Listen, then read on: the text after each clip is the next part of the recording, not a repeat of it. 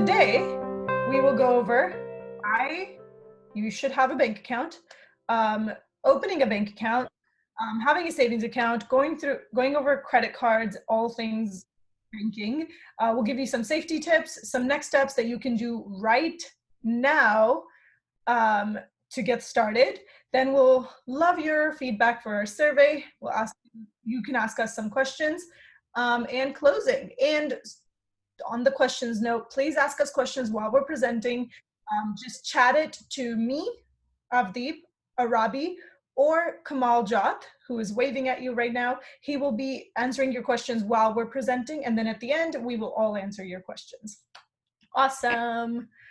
So today's presentation, the presenters will be me, myself. Hi, everyone. I went to Berkeley. I majored in political economy. You know me. And Arabi. Hi, everyone. You should also know me, but if you're new here and this is your first workshop, welcome.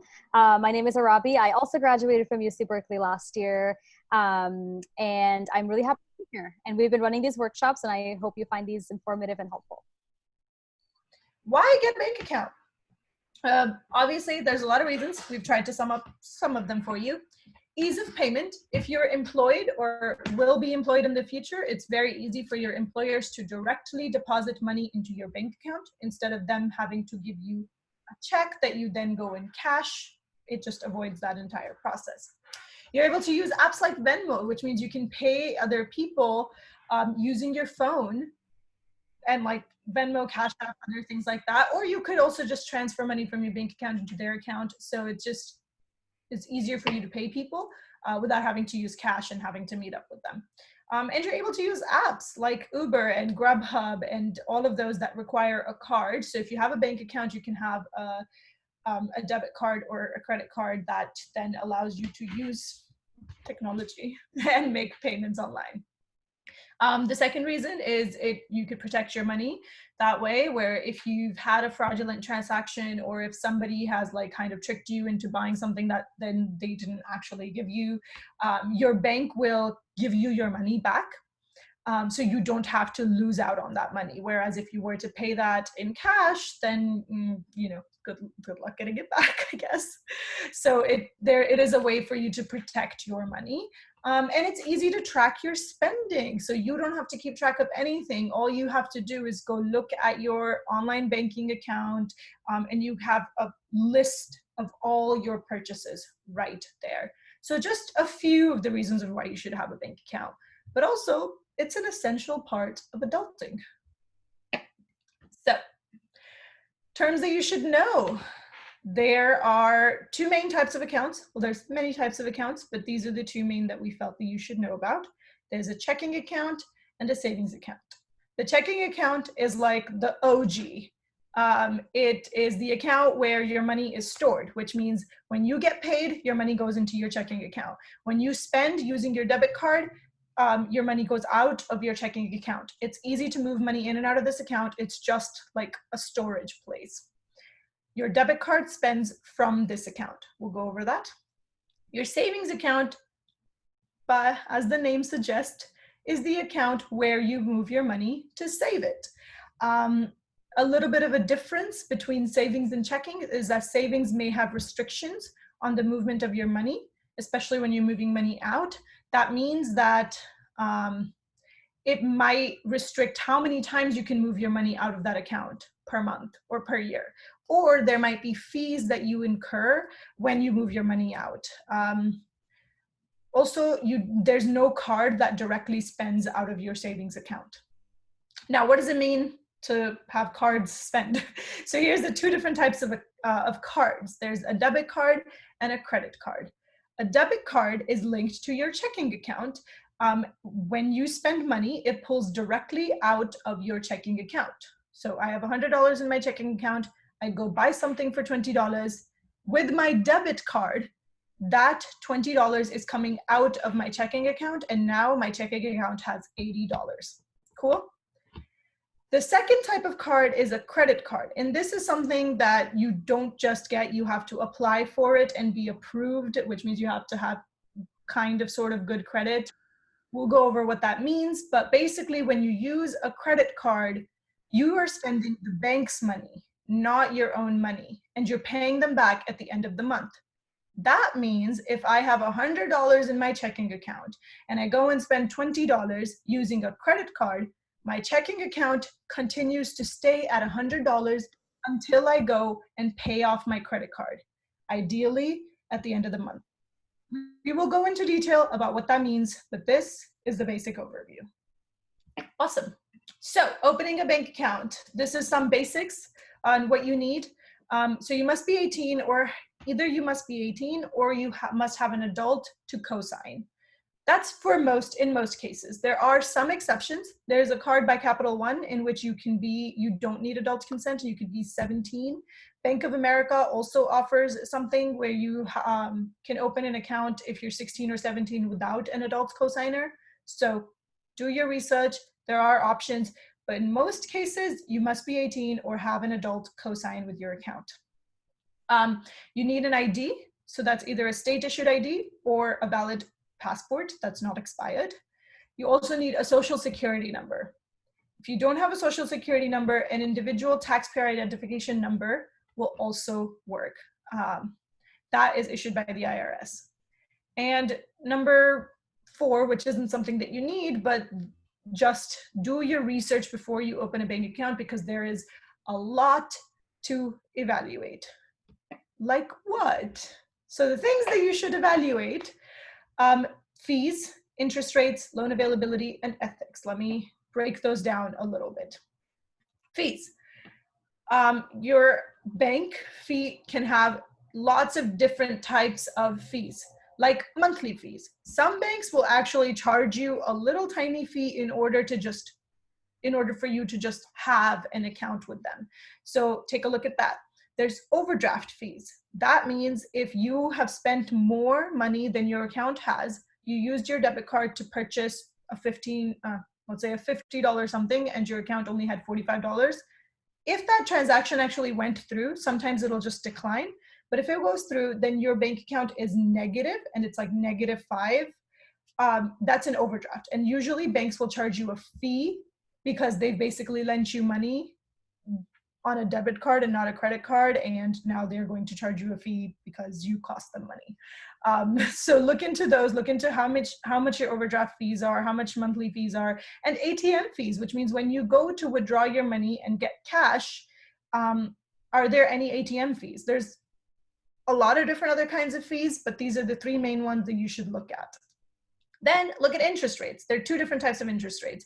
There's interest rates that the bank pays you when you have a savings account with them. And then there's credit card interest rates, APRs, which is an interest that you pay your bank if you spend using your credit card and don't make a payment right away. Again, we'll go over what that is, but these are just some things that you need to evaluate while you open a bank account or before you open a bank account. Banks can also give you loans. So look at the loan availability. For different banks, this will be different. So what are the amounts available to you when you open a bank account? What are their interest rates like? What are their qualification requirements? All of these things you can easily Google. Just Google, best bank account that has the lowest fees, or bank accounts that have the lowest interest rates on credit cards, or bank accounts or banks that are best for getting loans. And you will have tons of people who've done their research basically give you lists. And I'll show you some examples of that. But before we go into that, the 4th thing that you should evaluate and look at is ethics. Because you will be putting your money in a bank, the bank will usually take that money and invest it and do other things with it while you're not using it.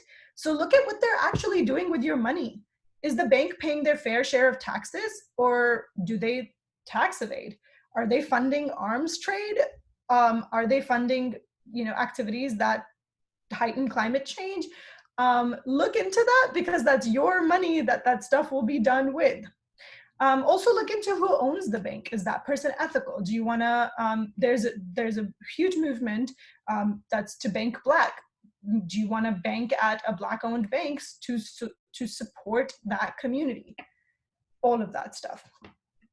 So as I said, here are examples Basically what I did is I Googled best student bank accounts, and a handy dandy website, Investopedia, gave me this list and was like, these are the best student bank accounts.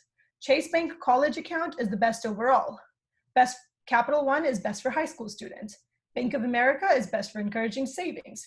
Then Discover Cashback Debit account is fee-free. That's great. So you can Google, read these articles, look at this list, go to Investopedia, go to other websites, and open an account that suits your needs. Examples of doing some ethical research.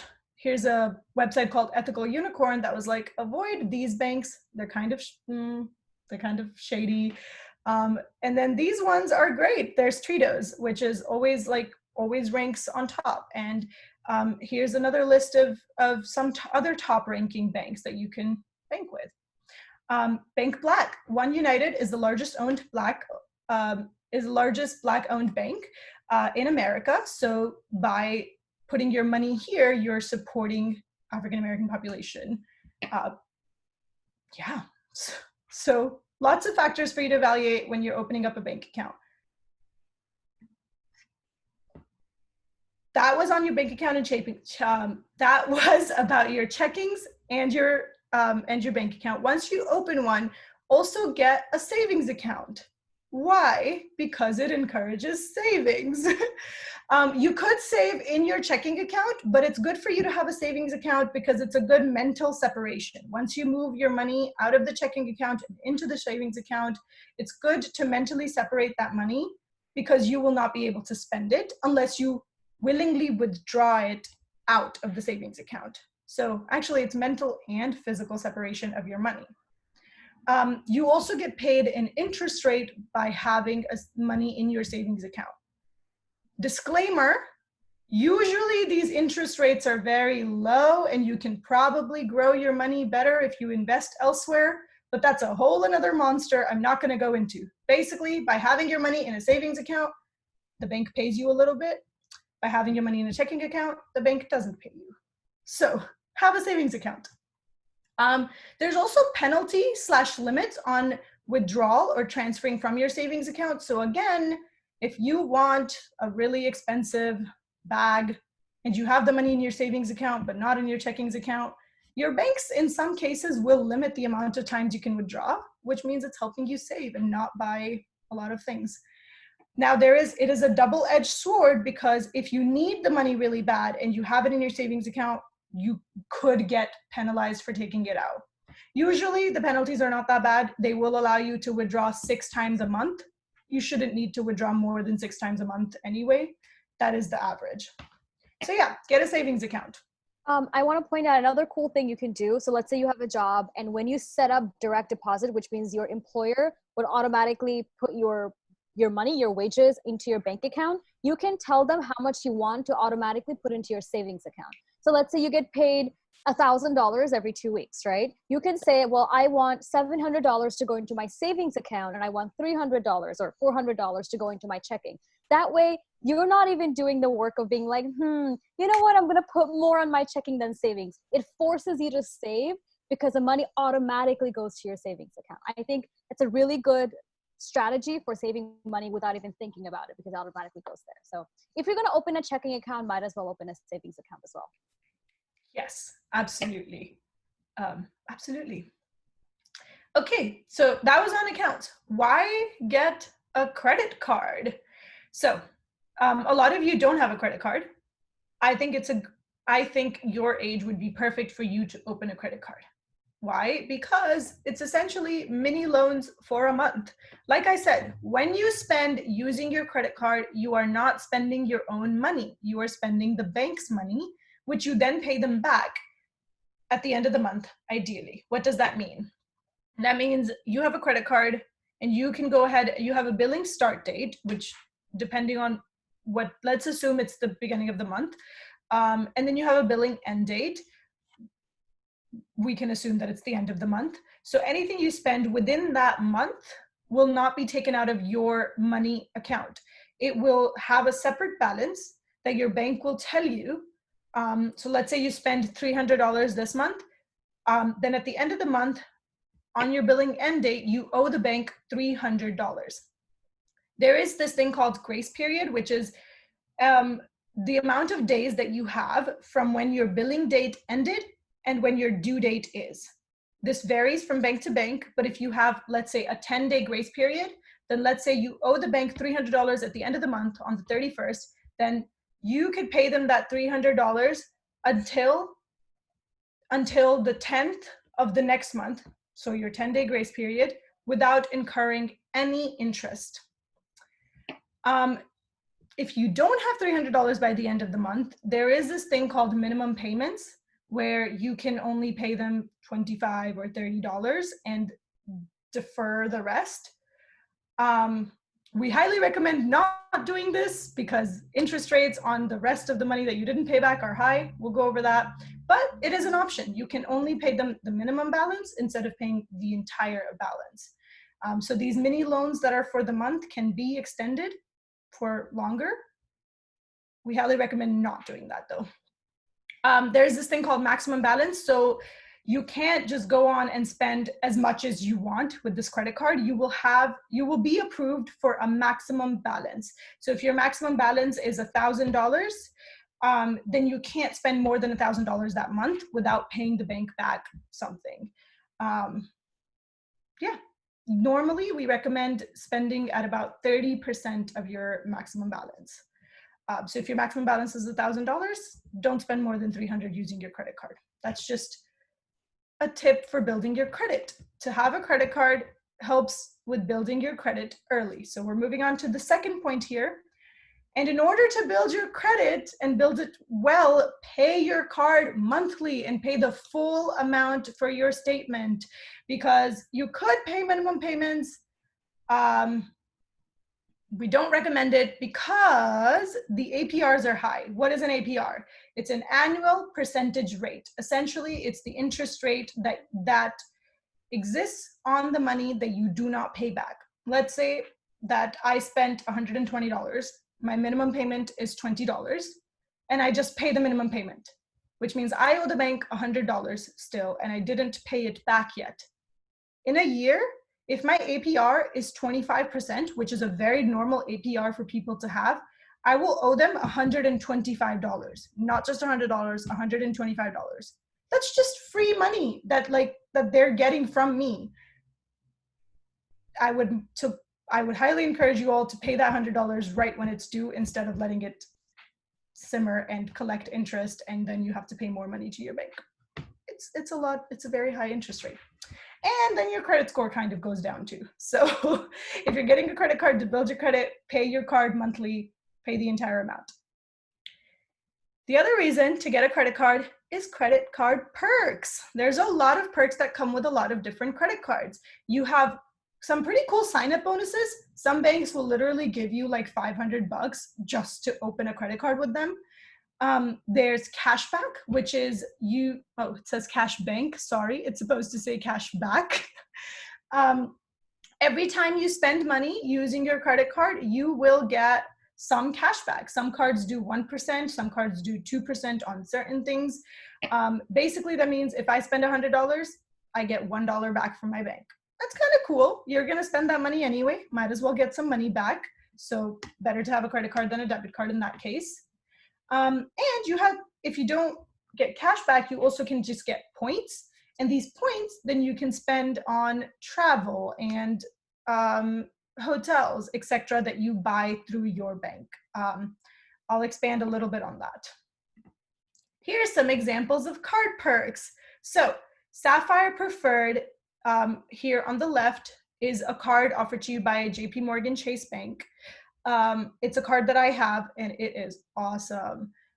You get 60,000 points when you spend 4,000 in the first 3 months of having a card. That's a large amount of money, but the 60,000 points can then buy you a flight worth $800, $900 easy. So, if you're going to spend that money anyway, it's kind of worth it. You get 2 times the points back on travel and dining, which means if I spend $100 on dining for a month, instead of me getting like the 1 point back that I would normally get at other cards, I get 2 points. and 25% in travel redemption. What does that mean? That means, let's say I have $100 worth flights of points accumulated.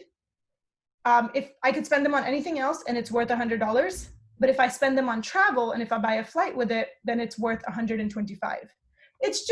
It sounds complicated, but it's just free money, basically. And it's free points that you can then use.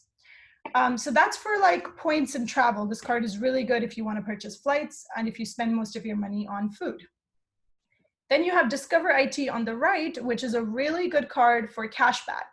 It gives you 1% cashback on everything automatically, which means if I spend $500, that's $5 that I have for myself. But also, it gives you 5% cashback at different places every quarter, which means they'll pick 3 months of the year where every time you spend on grocery stores, you will get 5% cash back. So if I spend $500 on groceries, I'm getting $25. I'm getting $25 just for myself. Those are pretty good deals. So instead of spending using cash or debit card, spending with your credit card will give you free stuff. So get a credit card. I'm going to pass it off to Arabi for some safety tips. Perfect. Okay, so I'm going to start with a personal story because that's why I created the slides. Last week, I got an alert from my bank account, like a text that says, we detect unusual activity from your account. Can you verify that you actually made this purchase? And it said that I spent $10 on Facebook. I never buy anything on Facebook. So I was like, this is super weird. So I let them know that it was a fraudulent charge. I don't recognize it. I then went to check my checking account and it showed that somebody had used $400 from my checking account. I didn't do it. And it was like in a completely different state. And that's when I knew that somehow, somewhere, in some way, my bank accounts had gotten hacked, right? So what do you do when that happens to you? And honestly, you might think, oh, that's not gonna happen to me. It's so common. It's ridiculous how common this is because like you use your credit cards and your bank accounts really everywhere and you don't know where it can get compromised. So it's completely possible for you to physically have your cards with you, but it still be compromised because people don't need your card to use it. You can still use it online, right? So when we want to give you some safety tips for when something like this happens. My first tip would be to use a credit card instead of your debit card to make purchases because again, the credit card isn't your own money, it's the bank's money, right? It's easier, like you're not compromising your own savings account or your checking account by using that debit card. So for that reason, it's better to have a credit card because like if I'm gonna have someone hack into my bank account, I'd rather be the bank's money than my own. It just makes me feel better. Monitor your accounts online for unusual activity. So whatever bank account you get, Bank of America, Chase, all of them, they all have their own online system where you can log in either through your phone or your computer to see what the recent transactions was, how much money you owe them back at the end of the month, all of those things. Every month, I would say at least once a month, go through it to make sure you recognize every single transaction that you see. As soon as you see something that's like, wait, I don't remember buying this, something might be off, right? And set up safety alerts. What banks will let you do is set up an alert to ping you, like send you a text message or an email every time your bank account gets used, or a limit. Like let's say it will text you if above $100 get used. You can set that alert just to make sure that anytime a big purchase gets made, you are aware of it. All right, Avdeep, next slide. Awesome. Okay. If you see any purchases that you don't recognize, I don't care if it's $1 because that's usually what hackers will do. They will test your bank account with a tiny purchase like $10 or $5 to see if you detect it, right? And then when they realize nothing has been done and you haven't like shut down the bank account, they will like purchase bigger amounts, basically. So if you see anything, I don't care if it's as small as $1, if you see something you don't recognize, call your bank immediately and report fraudulent charges. You can do it online sometimes, but it might be better for just call and tell them that, hey, I don't recognize this charge. Can you get rid of it? Usually what they will do is start a investigation into your account to see how that happened, and they will return your money back. If they don't return your money back, you have to be like, no, I want my money back. This was not me. Usually banks are pretty good about this stuff though, because they recognize it wasn't your fault. So that's the first thing you have to do. Sometimes it's really bad and it's not just one bank account. Maybe your social security number, it got stolen or like it got exposed somehow, or multiple bank accounts were somehow compromised, which is what happened with me. 2 of my accounts were compromised. So I'm like, okay, this isn't just a coincidence. Something might have been really wrong. What I did was I called up my banks and I said, hey, I don't recognize these charges. Can you start an investigation? They did that. They're going to replace my cards. So they're going to like completely cancel the cards I have and give me brand new ones. My money doesn't go away. The money I have on my checking account still stays there. And then what I did, and this is what a lot of people don't think to do, is there are these 3 companies called TransUnion, Equifax, and Experian. These are the websites where you can check your credit score and monitor to see what accounts have been opened under your name, things like that, right? You can go to those websites and freeze your credit. Freezing your credit means no one can use your identity to open additional bank accounts, because that's identity theft. If somebody has your social security number, they could easily start a new bank account and just go crazy and spend it. And it's all under your name, so it hurts you, not them. Make sure that doesn't happen by freezing your credit. And then set up an identity theft alert, which means that if something unusual happens, these companies will email you or text you and let you know that, hey, we are detecting unusual activity. It seems like someone tried to, I don't know, like use your name for something else, right? So that's a possibility.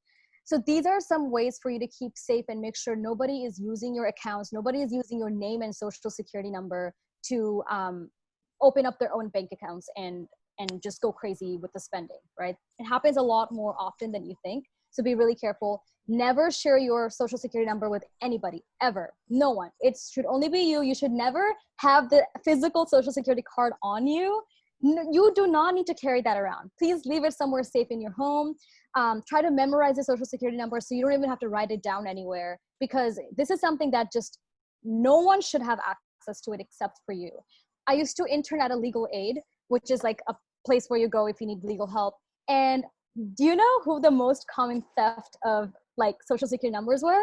Family members. Like these old people would come to us and they would be like, I don't know what happened, but like someone's using my identity to open all these credit cards. And we would ask them, well, who knows your who knows your social security information?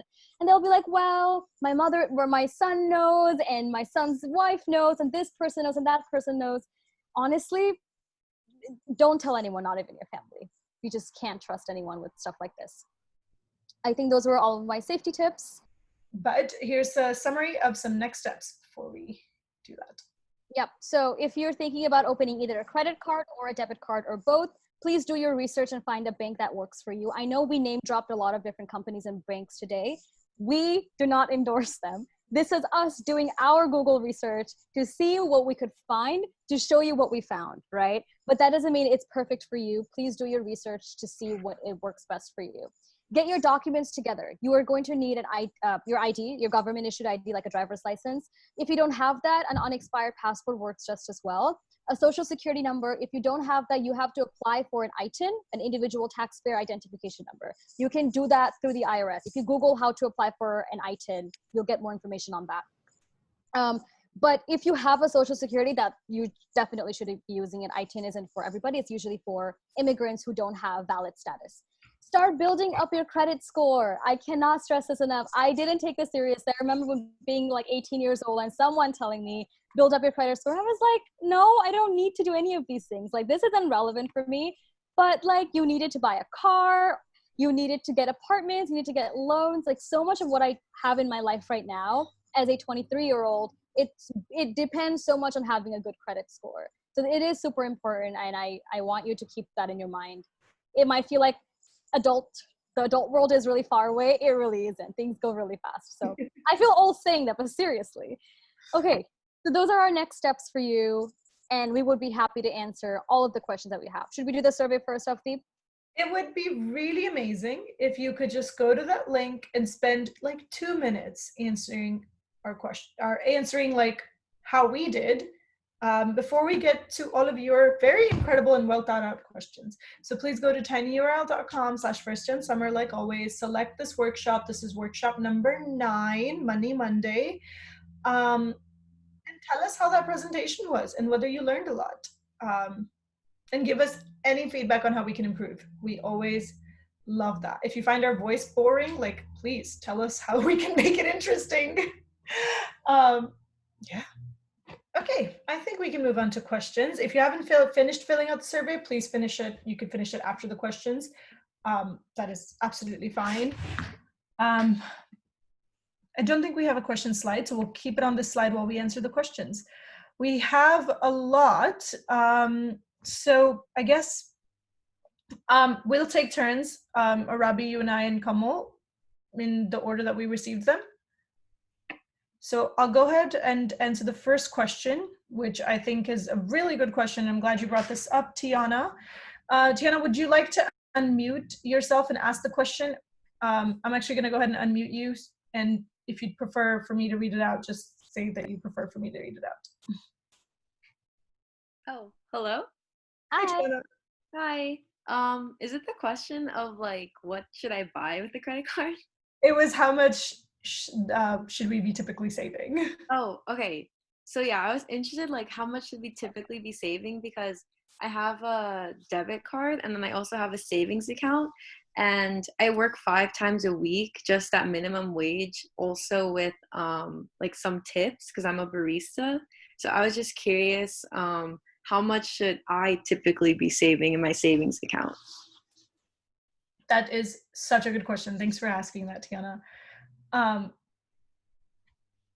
Yeah, that's a really good question. Okay, so the answers to this range quite a bit, and it does honestly really depend on how much money you're making and how much your expenses are. I know that's really vague, so I'll give you some examples. I think like if you want a ballpark number, 30%, save around 1/3 of what you're earning. Typically, like adult recommendation for budgets should be, 1/3 of your money on rent or less, 1/3 on other expenses, and then 1/3 savings. That's complete like ballpark. You can completely alter that to meet your needs. So when I was 18, I had a job that paid me, but also in which I received tips. But because I didn't have much spending, I was living with my parents, I didn't have rent spending, I was sometimes eating out with my friends. Now, at this age, since you don't have too many expenses, you, I think, could try and save like 50% of your income. And like save all your tips, or make it a habit where you only spend your tips and save 100% of your paycheck. If you don't have too many expenses, I think it's like at this age that is a good way to go, because that will then pay off later when your expenses increase in college. Arabi, Kamal, do you guys have recommendations for minimum wage job and savings? I was going to say I multiple times throughout my college and also like recently I've had multiple jobs, like multiple part-time jobs. So like I'll have 2 part-time jobs or 3 part-time jobs. What I sometimes would do in my head, I would say, okay, I'm only going to spend money from this one job and not the other ones. The other jobs money goes to my savings. So I would kind of do that mental separation of job number 1, it's my money. Job number 2, it's savings, and I'm not even going to touch it. So that's something you can consider doing. I really like the tips versus wages one though, because that's like a separation too. You only spend your tips and do away with the rest of your payments. I've also heard 30%. I was gonna say whenever I've heard about how much money you should be saving, it's about 1/3, but it will depend on how much expenses you have. So if you're paying for your phone bills and your family expenses and a bunch of other things, obviously you have to deduct that first to see how much money you have left over, and then decide whether you want to save all of that. So I would make a list of all of your hard expenses, which means that you have to make those payments every single month, and then see how much you have left over. Yeah. Okay. That's a really good question, Tiana. And also, we will do a workshop later, which is going to be like how to budget, in which we'll go over a lot more of these, like how much to save and how to save tips. Cool. So I'm going to ask the next question. What type of purchases should we make with our credit cards? I remember Avdeep saying that her credit card is good if you buy food a lot. Does it really matter what you buy, or is it just more important to always pay your fees by the end of the month? Okay. Your second one is spot on. It doesn't matter what you buy, as long as you pay your entirety of your credit card at the end of the month, it will build up your credit. When it comes to building up your credit, it doesn't matter what you buy.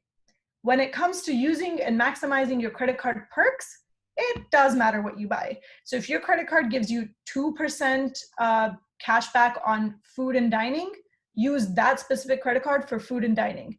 If there's another credit card that's going to give you like 5% cash back if you use it on Amazon for that month, when you go to buy something on Amazon, only use that credit card.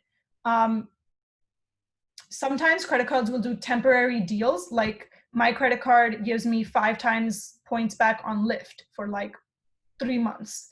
Then I'll make sure that on my Lyft app, I have that credit card that I'm paying with, not any others. This doesn't mean just because you have a deal, go spend more on that particular category. It just means that when you spend on that category, like you were going to spend anyway, spend with that card instead of any others. Yeah, I had a travel card. Actually, that's one of the questions. I guess we can just skip to that one. Can you guys explain travel points again? Yes. So I had a bank account. I had a Bank of America card. Basically, I used it. It's a credit card. I used it to buy all of my flights, all of my bus tickets and everything when I was at Berkeley. So I would go back and forth from LA to Berkeley. And what happens is at the end of the month, you gain points for every dollar you spend on traveling. So if I spent, and that includes Ubers and Lyfts as well, not just like flying or, buses. For every dollar you spent on any sort of travels, you get points back. You can use those points either towards paying off your credit card statement at the end of the month, like it turns into money, or you can use those points to just buy more flights or more bus tickets or more whatever, right? So those points are essentially money to be used either on future purchases or to pay off your bills. I hope that makes sense. I love that answer. I'm actually going to go ahead and just show you guys really quickly or give you an example of what that could mean. So as I said, I had the Sapphire Preferred card, which means I get 60,000 points when I first spend $4,000. What I did is, because I don't actually spend $4,000 in 3 months, I gave that card to my brother and my dad, and I was like, can you just, whatever purchases you make, can you just make them on this card, because you spend way more money than I do. And then at the end of those 3 months, we still didn't have enough. Like we still hadn't spent all 4,000. So then I just went and bought a gift card to Costco for $1,000, which is where my family does their grocery shopping. So for the next few months, my family was able to do their grocery shopping using that gift card. And I got to keep 60,000 points. What does that mean for me? So those 60,000 points I used in travel, which means I got 25% more. What's 25% of 60? Damn it, guys. So much quick math today. It's like... That's 15,000. Thank you, Kamal. So then that was 75,000 points that I could spend on travel. That translated to about $1,000 in flights for me, which means I bought like a $600 flight completely free, and then I bought a $300 flight completely free, and then I was able to buy a $200 flight with half of it being paid off, just because I opened that card. And then the other thing is, I only use that card for purchasing flights and buying food. And for me, typically, every 6 months or so, I'm able to buy like $100 worth of flights for completely free, because my spending would be about $600 to $800 on that card every month. I hope that gives you some idea of like how many perks you can get. Rabi, could you unmute the person who asked that question and see if they have any follow-ups and if that made sense? I don't know who asked it. Let me go over. Okay, it was Shah Jalal. Let's see. All right, Shah, you can, let us know if that was helpful or if you have any other questions. You're unmuted. Yeah, the example she gave me, it like helped me understand a little bit better. Perfect. Like the less scenario. Yeah, that was good. Okay. Okay, Kamal, do you want to take the next question? There's a bunch more. Yes. So I'd also say I'm going to try to make this a bit faster, just to be conscious of time. So this question is from Kaylee. I currently have a Bank of America savings account, but not a checking account. Should I create a checking account even if I don't plan to regularly spend money? That's why I made a savings account to save. So because we can answer this, and then we'll unmute for any additional questions or comments. Okay, that's a really good question. I would say yes, have a checkings account. So even though you don't regularly spend money, it's good to have a checkings account. It's good to have a checkings account because you can like receive your paychecks and spend money whenever you need to without restrictions. If you feel like your savings account currently doesn't have restrictions that bother you too much, whereas like, let's say you're going to spend less than 6 times a month and they let you withdraw 6 times a month without any fees, sure, go ahead. But I think it would just be good to have a checking account whenever your spending does increase. But yeah, not having one for now if you don't spend is also fine. Question, okay, so where can you check your credit score? You can check your credit score on the 3 companies I mentioned, TransUnion, Experian, and Equifax. Basically, these 3 companies let you check your credit once a year. Like each of them will let you check it once a year for free. So you get between the 3 of them, you get 3 credit reports every year for free. It just lets you see how many bank accounts are opened under your name, things like that. I know there are also other companies like Credit Karma that people use to check to see what their credit is. So I would do research on it to see if it's a safe option for you, if it's a good option for you. But those 3 are like the most common one people use. Sometimes, go ahead. Yeah, I think we're going to say the same thing. Sometimes whoever you bank with will give you your credit score. Like for me, I bank with Wells Fargo, one of my accounts, and it's like called the FICO. It's like your FICO credit score is updated. It's just my credit score, and that's how I check it. Same. I do Chase on my mobile app. I can check it as many times a day that I want. It doesn't run a hard report. It only tells me what my credit score is. So your bank will usually let you have it as well. Okay, I'll move on to the next question. It's from Jade. I thought that having a credit score is from having a credit card. Can you go over it again, please? Yes, I know credit scores are kind of complicated. So a majority of your credit does come from your credit card transactions, which means if you pay it off every month, if you're using less than 30% of your limit, your credit card will go up. Your credit score will go up. It also depends on your loans. If you have loans that are taken out under your name and you are paying them back, your credit will go up. Your credit score will go up. Your credit score is compiled of a lot of different things, and I'm not even sure I know all of them. But for your age, before you start taking out bigger loans to pay for things, I think the main thing that will comprise your credit score will be your credit card. I'm going to go ahead and unmute you, Jade, and let me know if that answered your questions. Oh yeah, that did. Thank you. Okay, awesome. Okay, next question. Does it matter how long you take to pay back your credit card? As long as it's before the due date, it's fine. Yes. As long as it's if the deadline is the 30th, as long as it's before the 30th, you should be good to go. Just make sure that you do try to pay back the entire thing on time. Otherwise, you will accrue interest, so you end up paying more than you actually owe if you wait out. I actually would love to go over a question that you've already answered in text. It's from Nisai. I'm so sorry if I butchered your name. But I think it's a really good question. Do you deposit the amount due back into your credit card, or do you deposit to your bank? Usually what will happen is you have a certain amount of money in your checking account. And if your credit card is with that same bank that you have a checking account in, you deposit your money from your checking account to pay off your credit card. It's like making a purchase almost. You basically go to your credit card amount that's due and you say, okay, here, I'll pay it with my checking account. Okay, I hope that helps clarify. Your checking account is your storage. All of the money comes out of your storage and to pay off your credit card purchases. Your credit card is not your own money, right? Like it's a bank's money. You are taking money from your storage and giving it to the bank's storage. Just think of it that way. Question, I was wondering if I should pay my balance with one payment or if I should make small frequent payments. Doesn't matter. That's a really good question though.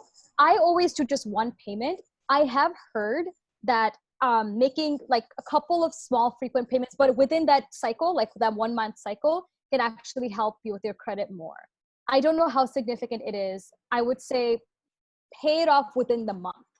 try to pay off the whole thing within the month. Thoughts? So nothing I'll say is like, there's, as you do research, you can find all these things where like people are going to be like, take out a loan and then pay this back even though you don't need this loan to build your things. Like, don't fall into a lot of these schemes. Even at, there's something called at Penn, there's a credit union where you take out a loan for $1,000, but you never see the money and you just pay $25 worth of interest. And there's like stuff like that to build history. What I'll just say is the biggest thing is like, make sure you can pay everything back, never make unnecessary purchases, make sure whatever you're doing is reasonable. Like if making small frequent payments works for you and you're always going to pay back on time, that's great. But honestly, even missing that payment for like 1 month, forgetting about it, that can cost you like, if it's like 25% APR, that could cost you some like, $10, $15 or whatnot.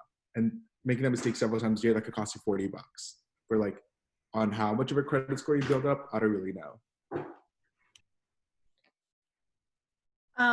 I think there's a question that Kamal you sent to everyone that you received. Do you want to go over that? Yeah, so this question is, I've heard people should almost never close a credit card because it'll hurt their score, even if they don't want to use it anymore. What should we do when we don't want to use a credit card anymore? That's a really great question. I'm actually going to let Abib or Arabi start on this one because I also am really curious what y'all are going to say.